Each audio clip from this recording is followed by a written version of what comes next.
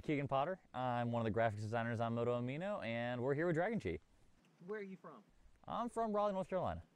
And currently we are at Red Oak Creek Covered Bridge in Georgia, Gay, Georgia. So how was your ride down from North Carolina? It went really well. Stayed safe, had all my gear on, but it was frigid. I left at 5 in the morning. It was 25, 26 degrees out when I left. A bunch of the controls on my bike froze over. When I stopped for my first gas stop, went to pull in my clutch and shift, they were frozen. And the ice cracked and they worked, but I got off, went to get some gas, turned my key off, go pull my key out. My key's frozen in the ignition cylinder. I can't pull my key out. So thankfully, I had a spare key on me, grabbed a spare key, put some gas in the bike, got back on the road, but that's the first time I've been riding out when it's cold enough that my key got frozen in my bike. So have you made any trips like that before, that distance or longer? I've done some long trips. I've probably got somewhere with 10 to a dozen 1,000-mile days on this bike, and some other, well, between this bike and some other bikes. I've got one 1,500-mile day on this bike. Overall, this bike, I've done 24,000 miles since May. I got 35,000 on the 300 Ninja. I've put about 50-some thousand on a KLR 650. And then I got a bunch of time on a Honda Ruckus and some other bikes I was riding in New York. So altogether, in about 3 years of riding, I've done just shy of about 120,000 miles. How many bikes have you owned? Counting a scooter, I've owned 4. I had a Honda Ruckus, a Kawasaki Ninja 300, a KLR 650, which I still currently own, and then the Yamaha FJR 1300 here. And how long have you been riding? 3 years. And out of those 4, what's your favorite? They all have their own uses. This is an awesome bike in that I can hop on it, I can hit corners with every 600 or 1,000 out there, and pull off, grab some food, and then take the bike to New York and get there comfortably. So that's what I love about this machine. But my KLR, it's awesome because I can go down any road with it and reliably do so. I can go through muck, gravel, on-road, off-road. It'll go anywhere reliably. At the same time, I also really have an itch and really miss my 300 because there's something to be said for running a small bike wide open. Now, what do you have as a plan, something big that you'd like to do in the future? There's a lot of different things I would like to do. I'd like to do a track bike and a number of other things, but the biggest one I have coming up is August and September of 2018. I am taking both months to cross the entirety of the U.S. off-road. There's a trail called the Trans-American Trail. It starts in Asheville, North Carolina, and goes all the way to about halfway through Oregon. It's 4,900 some miles across the country with 170 miles of pavement in between. So it's basically go in town, get some gas, and get back on the trail. I'm looking at 6 weeks across so I can enjoy some time in Colorado, enjoy some of the mountain trails, and then about 2 weeks back.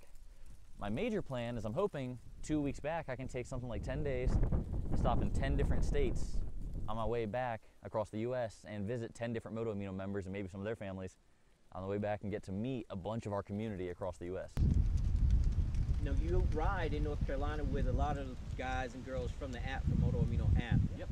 You guys have anything planned coming up soon? The biggest event we got coming up is going to be mid to end of February. There's a couple of us that are planning on doing one of the Iron Butt rides. The particular one we're doing is the Saddle Sore. It's doing 1,000 miles in 24 hours. So we're planning on leaving Raleigh, North Carolina and going all the way down to the Florida Keys in one straight shot. Now, I got a trick or loaded question. Okay. If I gave you a check, no amount, any amount you chose, number one. Any Number amount. 2, restriction is you can purchase any bike that you want, but only one bike. Okay. And number 3, you can't resell the bike. Can you tell me which bike would you choose, manufacturer and model, and why? That's a hard question. I mean, there's a lot of amazing bikes out there, and there's some very expensive bikes out there that would just be cool to own. That being said, with a lot of the riding I do, I commute full-time. When I'm not commuting, I'm riding somewhere, so I put a lot of mileage on bikes. The maintenance involved with that is intensive, to say the least, because on average, I'm doing 700 to 1,000 miles a week.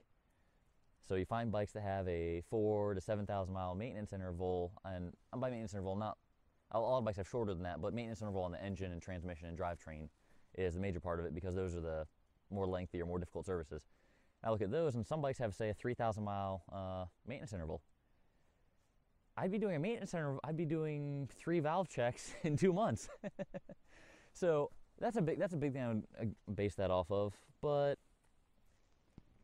really, probably one of the newer, this is 2012, but probably one of the newer FJRs I'd set it aside, because these bikes will get a lot of mileage out of them, but I know there's going to be a point, probably 3,000-4,000 miles on this, 300,000 or 400,000 miles on this, that it's going to be time for a new one. So I would probably do that, or probably one of the new Africa Twins.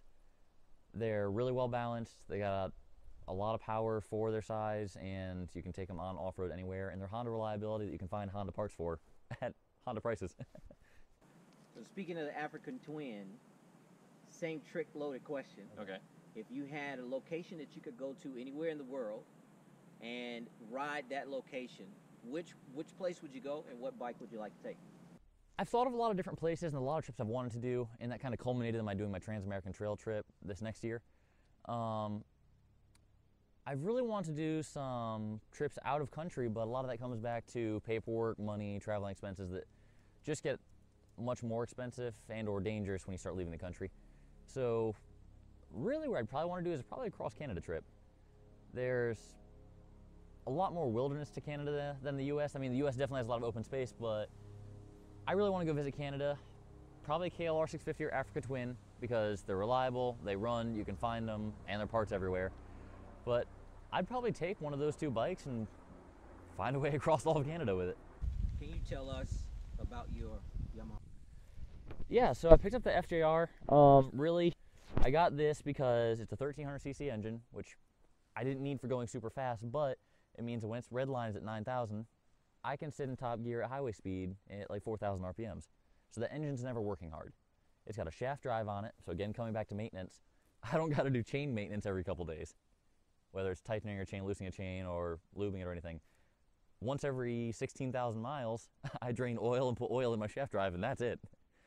So there's that. The fact that it has a larger windshield, it's an electric windshield, I can adjust up and down. It's got a fairly large comfy seat.